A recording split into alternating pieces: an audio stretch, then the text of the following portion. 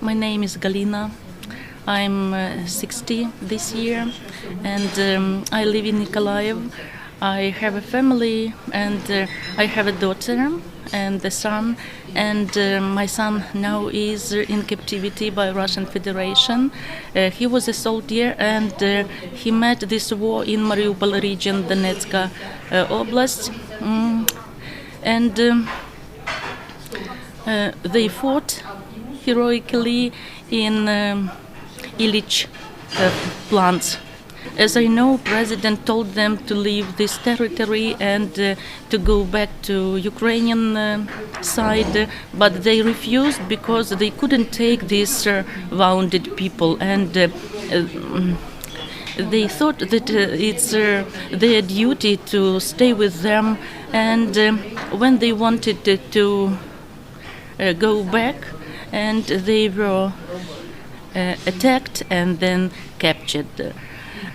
And since 12th of April, he is in captivity, first in Olenivka, and then he was taken, I don't know where, because they change their location every time, and nobody knows where they are. And on the 12th of February, it was 10 months without any news. Sorry. And we don't know how is their health, not only my son, but many of soldiers of defenders who were taken in captivity. My daughter now in Poland with her daughter, with my granddaughter. They are in Poland, and her husband, he is in army too, and I'm alone. My husband died in 2007, and I stayed alone with my children, and I have to bring them up, and it was very difficult for me. Sorry. He was a soldier. He had an agreement. How old? He is this year on the 24th of February. He is 33, like Jesus Christ. This Yes. year, 33. 33. This year. February is the Yes, yes. birthday. It was his birthday when was started. Do you try any contact with the Red Cross? Yes, yes, we asked many men who came back, but they didn't see him.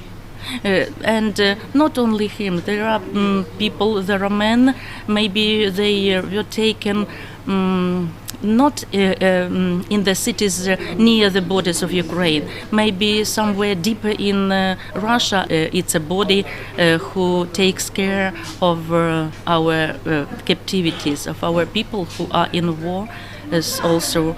And that's why they say that people who were taken far from Ukrainian borders, Russian Federation, they don't want to go with airplane and to take people there. And that's why maybe there are no news from them. Now for me it's difficult to remember because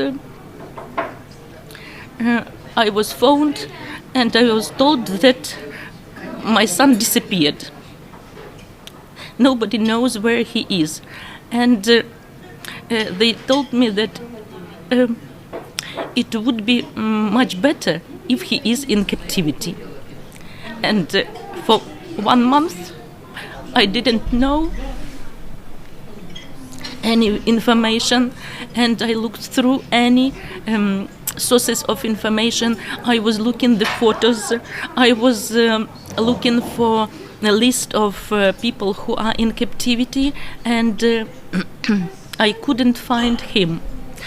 And I saw the video of their captivity, but I couldn't recognize him because he became gray, and he was so slim that I couldn't recognize him. And one night I found his name, and it was in the list of person who was in captivity, and maybe it was the best night in my life, because I knew that he is alive. And then it was on the 7th of May, and on the 18th of May, I was told that Russian Federation agreed that he is in their captivity, and he was agreed, but they didn't take him away from their country. He is still there. Who called you? And you see, it's now difficult to walk around Mikolaiv, because there are a lot of places, a lot of location which reminds me about my son. For example, some cafes. We like to walk alone along the streets in the evening. When he returned from work, he came to our place, and we went for a walk. And we discussed a lot. We spoke about life, about his life, about the life of Ukraine, and he told me his attitude to everything, the situation, international situation. And we discussed, is it possible to unleash the war in 21st century?